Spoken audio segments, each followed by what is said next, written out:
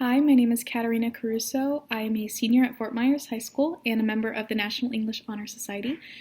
In this video, I will be reading aloud my favorite children's book, Corduroy by Freeman, and I hope you guys would like to follow along with me. Corduroy by Freeman. Corduroy is a bear who once lived in the toy department of a big store. Day after day, he waited with all the other animals and dolls for someone to come along and take him home.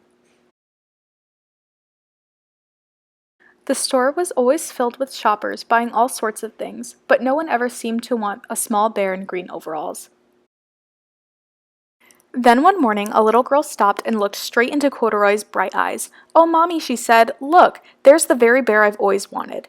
"Not today, dear," her mother sighed. "I've spent too much already. Besides, he doesn't look new. He lost the button to one of his shoulder straps." Corduroy watched them sadly as they walked away.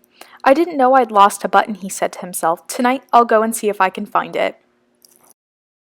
Late that evening, when all the shoppers had gone and the doors were shut and locked, Corduroy climbed carefully down from his shelf, searching everywhere on the floor for his lost button.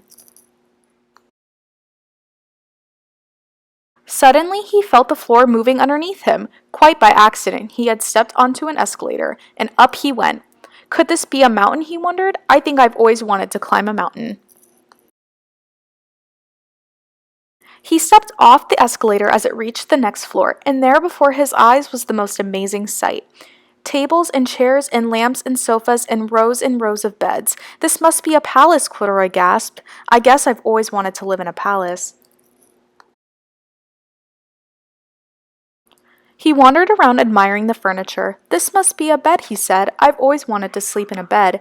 And up he crawled onto a large, thick mattress. All at once he saw something small and round. "Why, here's my button," he cried, and he tried to pick it up, but, like all the other buttons on the mattress, it was tied down tight. He yanked and pulled with both paws until pop! Off came the button, and off the mattress Corduroy toppled.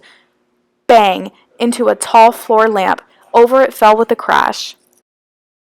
Corduroy didn't know it, but there was someone else awake in the store. The night watchman was going his rounds on the floor above. When he heard the crash, he came dashing down the escalator. "Now who in the world did that?" he exclaimed. "Somebody must be hiding around here." He flashed his light under and over sofas and beds until he came to the biggest bed of all, and there he saw two fuzzy brown ears sticking up from under the cover. "Hello," he said. "How did you get upstairs?" The watchman tucked Corduroy under his arm and carried him down the escalator, and set him on the shelf in the toy department with the other animals and dolls. Corduroy was just waking up when the first customers came into the store in the morning, and there, looking at him with a wide, warm smile, was the same little girl he had seen only the day before. "I'm Lisa," she said, "and you're going to be my very own bear. Last night I counted what I've saved in my piggy bank, and my mother said I could bring you home." "Shall I put him in a box for you?" the saleslady asked. "Oh, no, thank you," Lisa answered, and she carried Corduroy home in her arms.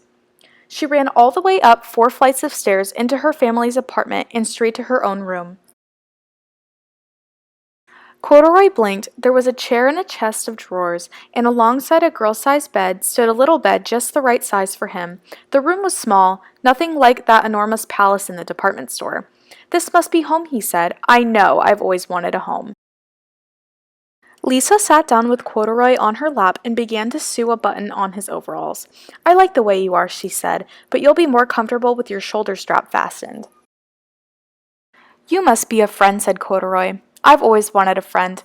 "Me too," said Lisa, and gave him a big hug. Thank you guys for reading along with me. I hope you enjoyed this as much as I did.